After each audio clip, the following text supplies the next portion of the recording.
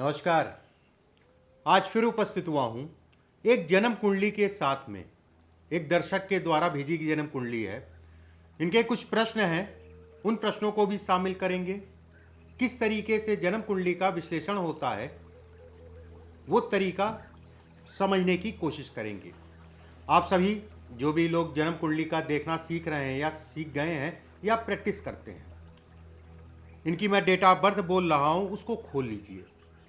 1 मई 1968, समय 12:33 दोपहर का, शिमला का जन्म है, हिमाचल प्रदेश में। इनकी जन्म कुंडली की अगर बात करें, कर्क लगन की पत्रिका है। पहला प्रश्न इन्होंने लिखा है कि आचार्य जी, मेरे ग्रहों पे प्रकाश डालिए। में प्रकाश डालिए मतलब कैसे ग्रह हैं। चलिए देखिए, कर्क लगन की पत्रिका, लग्नेश अगर देखा जाए लाभ भाव में, बेहद अच्छा संकेत। जब भी चंद्रमा लगन का मालिक हो, लाभ भाव में बैठता हो और बली अवस्था में बैठे, कोई पापक ग्रह उस पर दृष्टि ना डाले, तो ऐसे में कहा जाता है कि व्यक्ति को लोगों का प्रेम मिलेगा, व्यक्ति को मित्रों का साथ मिलेगा।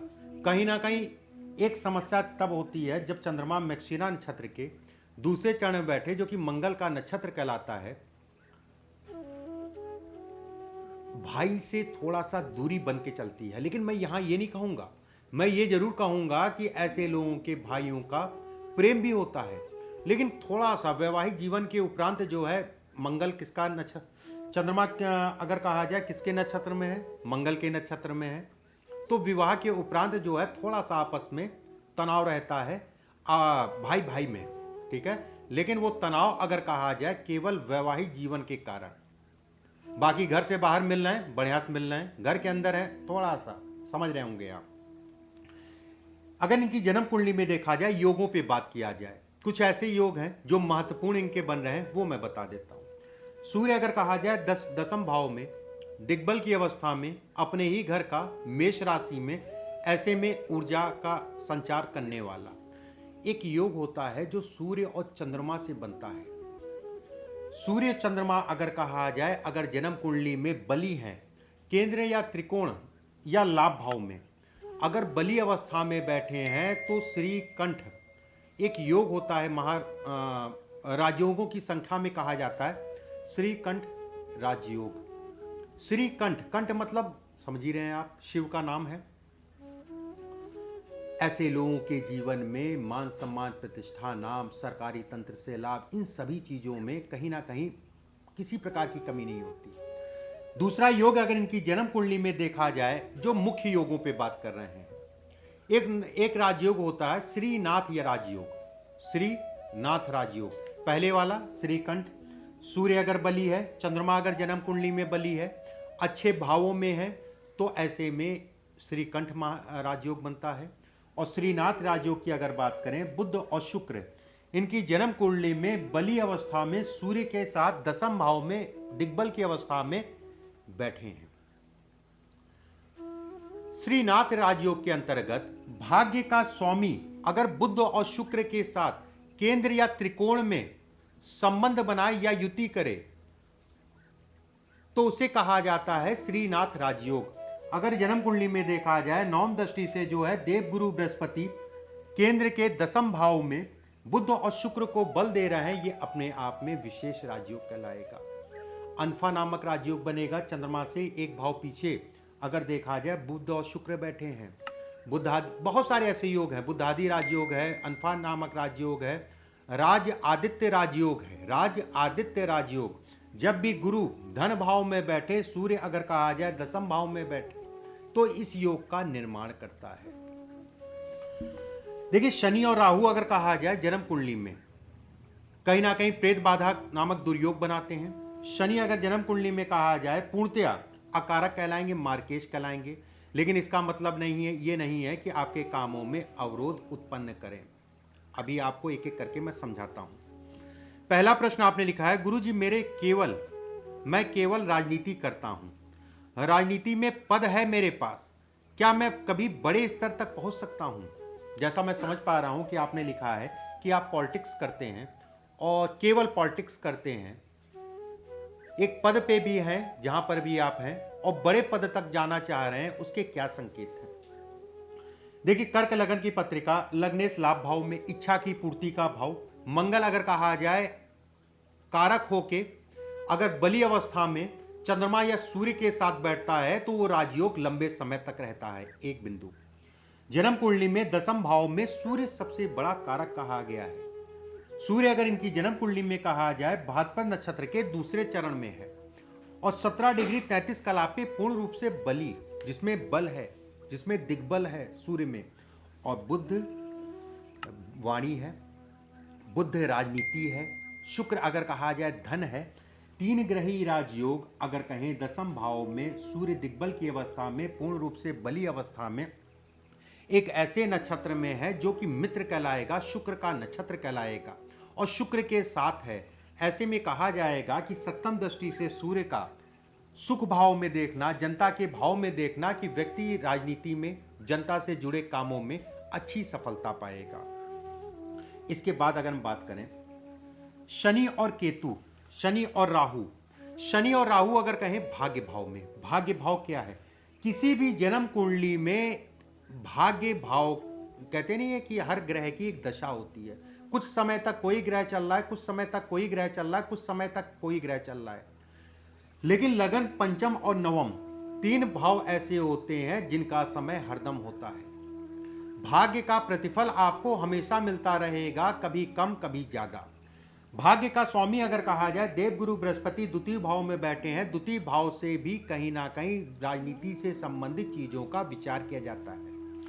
देवगुरु बृहस्पति भाग्येश होके नवम दृष्टि से अगर कहा जाए इन तीन ग्रहों को बल दे रहे हैं। ऐसे में कहा जाएगा गुरु का बल इन तीन ग्रहों पे, सूर्य अगर कहा जाए अग्नि तत्व की राशि में, स्थिर राशि में, मेष राशि अग्नि तत्व की राशि, स्थिर राशि, व्यक्ति लंबे समय तक राजनीति में लगा रहेगा।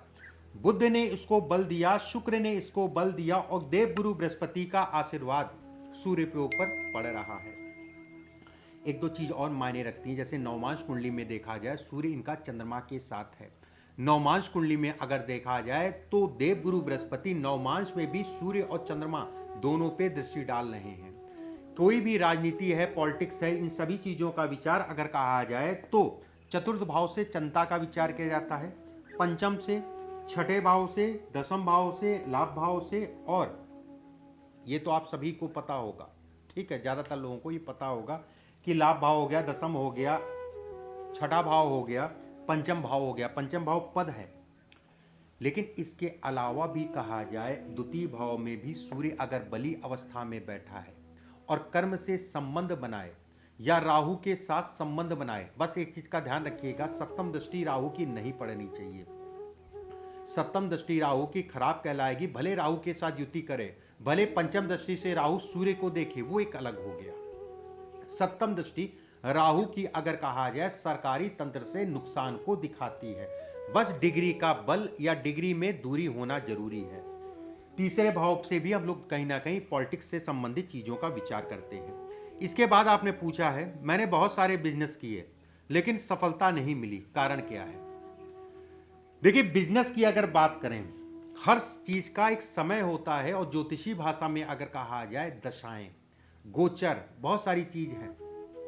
अगर जन्म कुंडली में बिजनेस की बात करें, बिजनेस का स्वामी अगर देखें तो मकर राशि, बिजनेस का भाव, कर्म का भाव बेहद बली है। बिजनेस का भाव का स्वामी अगर देखें राहु के साथ डिग्री में 1 डिग्री के आसपास। इससे पहले अगर देखी जाए तो गुरु की महादशा चल रही थी 2007 से पहले, उसके बाद शनि की महादशा शुरू हुई, ठीक है, शनि की महादशा उसके बाद शुरू हुई। शनि ने क्या किया? बिजनेस से संबंधित चीजों में नुकसान पैदा किया। शनि इस जन्म कुंडली में अगर देखा जाए तो रेवती नक्षत्र में है और रेवती नक्षत्र अगर कहा जाए बुध का नक्षत्र है। राहु के साथ तीसरे चरण, देखिए एक चीज का ध्यान रखिए, मैं हमेशा कहता हूं पहला चरण और तीसरा चरण पापक ग्रहों के लिए अच्छा कहा गया, दूसरा चरण और चौथा चरण शुभ ग्रहों के लिए अच्छा कहा गया। तीसरे चरण का शनि है, राहु के साथ बैठा है। बिजनेस भाव अगर कहा जाए, बिजनेस का स्वामी अगर कहा जाए तो प्रेत बाधा दुर्योग में है। शनि की तीसरी दृष्टि चंद्रमा पे पड़ेगी। चंद्रमा इस जन्म कुंडली में अगर देखा जाए लगन का मालिक है, ऐसे में कहा जाएगा इच्छाओं को बाधा डालना, इच्छाओं की बाधा उत्पन्न करना या बिजनेस से संबंधित चीजों में बाधा डालना। इसमें अगर कहें व्यक्ति छठे भाव से हम लोग विचार करते हैं रोग, ऋण और शत्रु का। इन तीनों चीजों से व्यक्ति अपने आप को दूरी बना के चलेगा। किसी भी प्रकार से कभी भी कर्ज चढ़ेगा तो कर्ज उसका उतर जाएगा। इसका कारण है, इसका कारण ये नहीं कि गुरु है, गुरु आपके धन भाव में बैठा है, इसका मतलब नहीं है। जन्म कुंडली में अगर देखा जाए तो पंचम का अधिपति चंद्रमा के साथ बैठा है जो कि मंगल कहलाएगा। मंगल अगर कहा जाए इसमें एक निर्णय लेने की क्षमता देता है। चंद्रमा अगर कहा जाए मन है। ऐसे लोग बड़े विचलित हो जाते हैं किसी प्रकार का कर्ज लेना हो, कर्ज देना हो, उससे संबंधित चीजों में। मंगल की चतुर्दृष्टि अगर कहा जाए गुरु पे पड़ रही है और गुरु अगर कहें तो कर्जा, रोग, ऋण और शत्रु का स्वामी हो के द्वितीय भाव में। मंगल यहाँ बिल्कुल भी नहीं चाहेगा कि व्यक्ति इन सब चक्रों में पड़े, इन सब झंझटों में पड़े, इन सब दिक्कतों में पड़े। और नवमांश में भी अगर कहा जाए मंगल देव गुरु बृहस्पति से दृष्ट है, मंगल देव गुरु बृहस्पति से दृष्ट है। रही आपके व्यवसाय वाली बात, देखिए समय अभी तक का जैसे इसमें मैं देखूं तो 2010, 11, 12 में बेहद नुकसान हुआ होगा आपका। इसके हिसाब से अगर मैं देखूं तो 2021 भी अच्छा नहीं गया होगा धन इत्यादि चीज़ों के लिए। 2017 की अगर मैं बात करूं, उस समय पे किसी व्यक्ति के कारण आपके धन का नुकसान हुआ होगा, आपको धोखा लगा होगा। ये सब पीछे का पीरियड है। आपको जब तक 2023 तक का समय, जब तक राहु शनि में राहु चल रहा है, ठीक है, 2023 तक का समय आपके लिए थोड़ा सा संघर्ष में रहेगा। उसमें भी रिलीफ जिस समय पे शनि महाराज इस भाव में गोचर करेंगे, अगले साल मई के बाद गोचर करेंगे कुंभ राशि में अष्टम भाव में। शनि में उस समय पे अगर देखा जाए राहु की दशा रहेगी। यही राहु इस साल आपको बेहद परेशान कर रहा होगा और यही राहु अगले मई के बाद, और मई के बाद राहु अगर कहा जाए तो इस जगह पे गोचर करेंगे। चंद्रमा से द्वादश में राहु का गोचर व्यय कराने वाला होता है। शनि की तीसरी दृष्टि अगर कहा जाए शुक्र और बुध पे पड़ेगी। ये कहीं ना कहीं आपके कामों को शुरुआत करेंगे। शनि आपकी जन्म कुंडली में मूल स्थान अगर देखा जाए भाग्य में बैठा है। तीसरी दृष्टि से मंगल और चंद्रमा को देखेगा। ऐसे में कहा जाएगा व्यक्ति के जीवन में शनि के कारण, राहु के कारण, शुक्र के कारण व्यक्ति के जीवन में पेट्रोल से संबंधित काम आपके जीवन में आएगा और पेट्रोल का काम आपके जीवन में काफी आपके लिए लाभप्रद रहेगा। पेट्रोल पंप हो गया, ठीक है, उससे संबंधित। लेकिन अभी नहीं, अगले साल मई के बाद से समय स्टार्ट होगा जिस समय पे शनि महाराज इस भाव में गोचर करेंगे। एक समय की अवस्था होती है, जैसे 2025 के बाद बुध लगेगा, जीवन ही पूरी तरीके से बदल जाएगा। 2027 और 2028 में आपके पद की बढ़ोतरी होगी, चाहे विधायकी जीतें, चाहे आप जो है किसी प्रकार का मतलब बड़े पद में बढ़ोतरी। उसके बाद जीवन फिर निरंतर चलता रहेगा। जितना आपने लिखा है कि मैंने बहुत सारे काम किए लेकिन कोई भी काम जो है मैं सफलता नहीं पा पाया, और वो समय ऐसा होगा कि केवल सफलता ही सफलता मिलेगी। लेकिन कभी एक चीज़ का ध्यान रखिए, हर समय हर सुख नहीं मिलता है। उस समय पे आपकी पत्नी से संबंधित सुखों में कमी भी होगी। इसके बाद आपने पूछा परिवार की स्थिति कैसी रहेगी, वैवाहिक जीवन का पूछा आपने। देखिए वैवाहिक जीवन या परिवार की स्थिति की बात करें, परिवार क्या है आपका, वैवाहिक जीवन क्या है, दसम भाव। दसम का स्वामी राहु, राहु अगर कहा जाए रेवती नक्षत्र के तीसरे चरण में, ये बुध का नक्षत्र कहलाएगा। शनि भी बुध के नक्षत्र में है।